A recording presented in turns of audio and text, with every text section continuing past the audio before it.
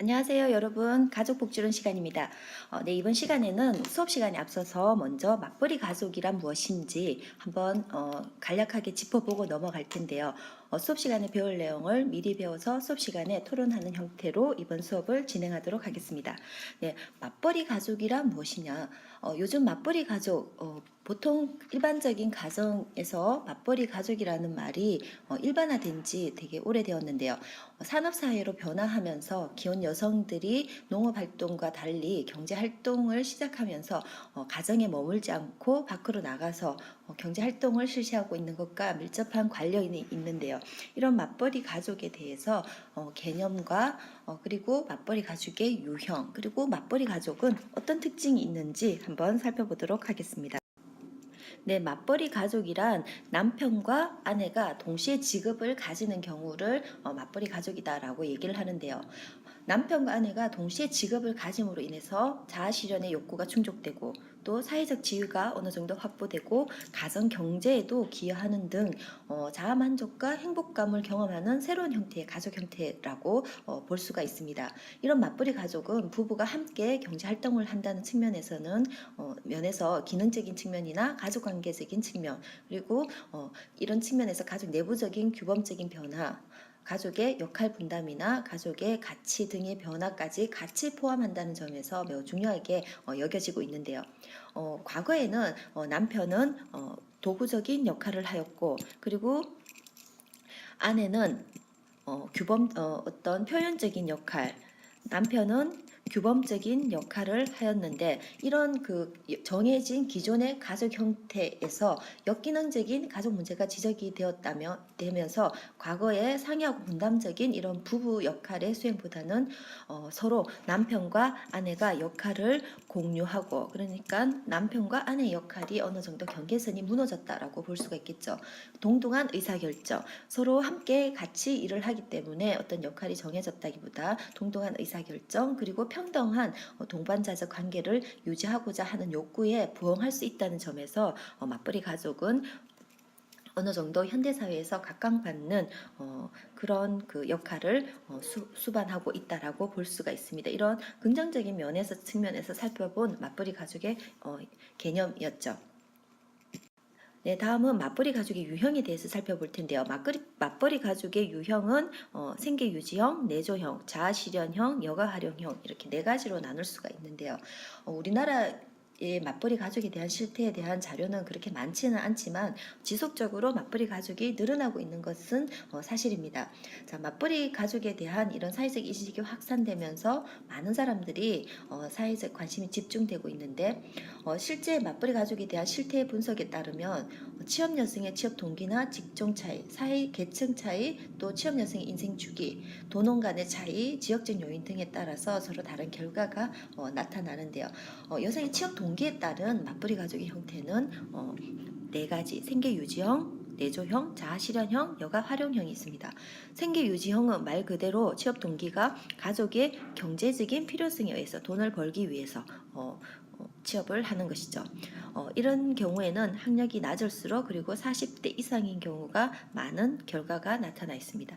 자, 그리고 두 번째는 내조형인데요. 내조형은 가족의 더 나은 경제적인 여유를 위해서 단순히 먹고 살기 위한 것이 생계 유지형이라면 더 나은 삶의 질 유지를 위해서 하는 것이 내조형이고 그리고 또 남편의 학업이나 출세 때문에 남편이 계속 공부를 해야 된다거나 또는 어떤 그 직장에서의 승진 이런 관련 때문에 경제적인 이유보다 본인의 업무에 단순히 생계보다는 업무에 더 충실히 해야 된다라면 부인이 내조하는 형태로 취업을 하게 된다라는 거죠. 이런 경우는 도시가 농촌보다 더 많고 그리고 학년 수준이 낮을수록 더 많이 나타나고 있습니다.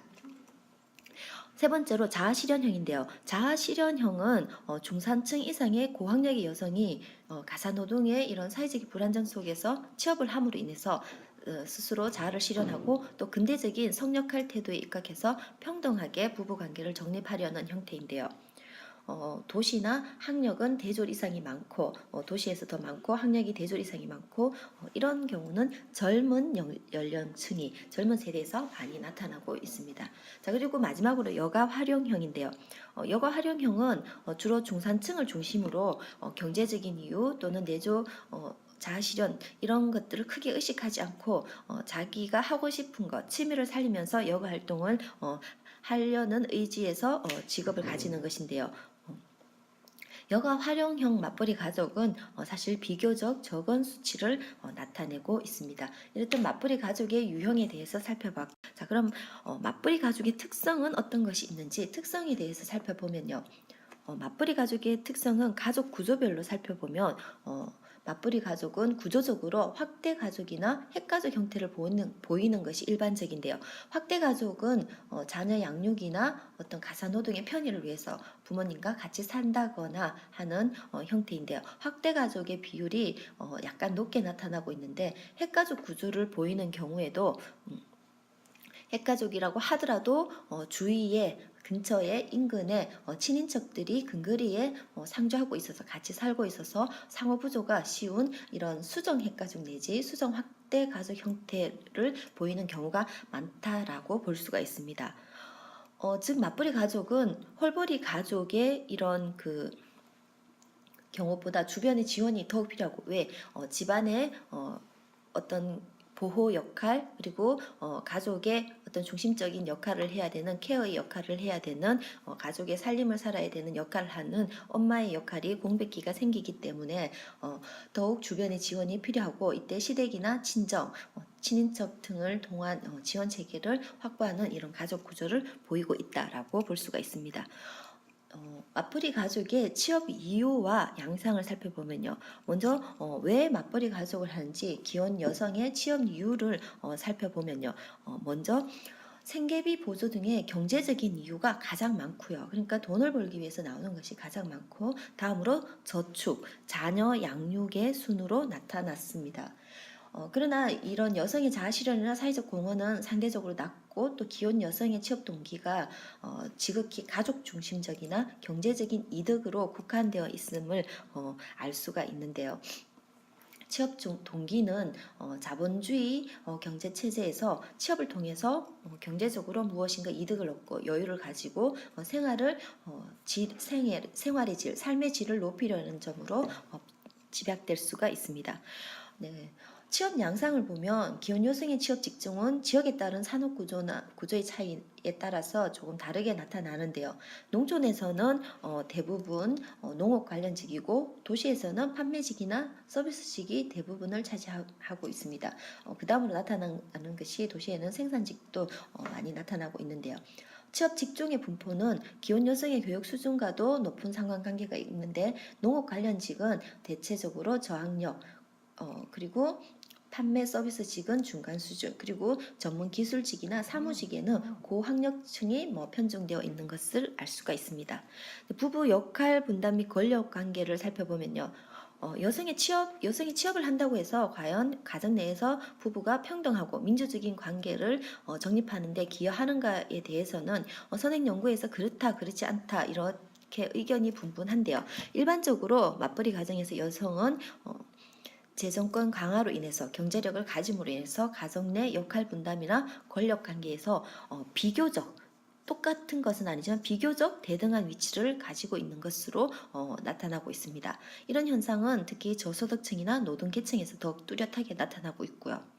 하지만 우리나라에서는 전통적인 또 남성 중심의 가부장적인 이런 이데올로기나 경직된 사회 규범 때문에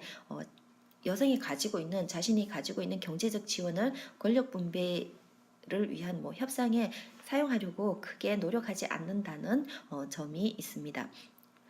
네, 마지막으로 부부 적응 및 가족 갈등을 살펴보면요. 맞벌이 가족에서 부부 간의 적응 양상은 어떤 남편 직업, 부인 가정 이런 홀벌이 가족과 큰 차이는 없는데요. 여성이 취업을 함으로 인해서 주부가 취업을 함으로 인해서 여성이 가져야 되는 다중 역할 간의 갈등은 증가하고 있지만 엄마로서의 역할, 아내로서의 역할, 또 우리나라 관념상 뭐 며느리로서의 역할, 거기다 또 직장 생활을 하면 직장인으로서의 역할 등 이런 다중 역할 간의 갈등은 매우 증가하고 있지만 이것으로 인해서 배우자와의 적응도가 낮아진다기보다 오히려 뭐 직업을 통해서 만족을 얻는다거나 전반적으로 결혼 만족도에 그렇게 나쁘지 않은 영향, 좋은 영향을 미치고 있다라고 볼 수가 있어요. 이런 것은 여성의 직업 만족도가 높을수록, 즉 여성이 직장 생활을 함으로 인해서 얼마나 만족하느냐에 따라서, 그리고 또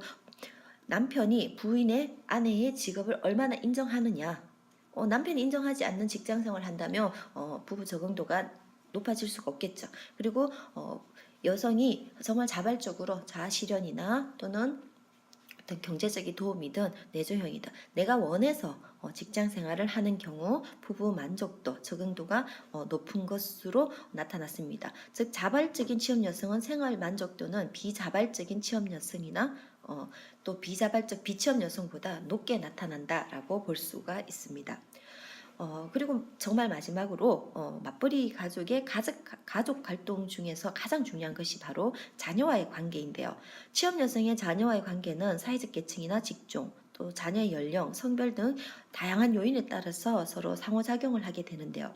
일반적으로 자녀 양육을 대행하는 친정 부모나 시부모 또는 그냥 친인척은 아니지만 도움을 받고 있는 베이비시터 등 도움을 받는 경우에는 과잉 보호에 대한 갈등, 그리고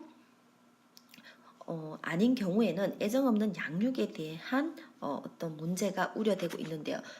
형제끼리 뭐 방임하는 경우에는 자녀에 대한 죄의식 등으로 인해서 취업 여성들이 자녀와의 관계에서 심한 갈등을 느끼고 또 어느 정도 자녀에 대한 이런 죄의식으로 인해서 미안한 감으로 인해서 자녀에게 더욱더 어떤 강압적인 행동을 한다거나 하는 경우가 나타날 수 있습니다.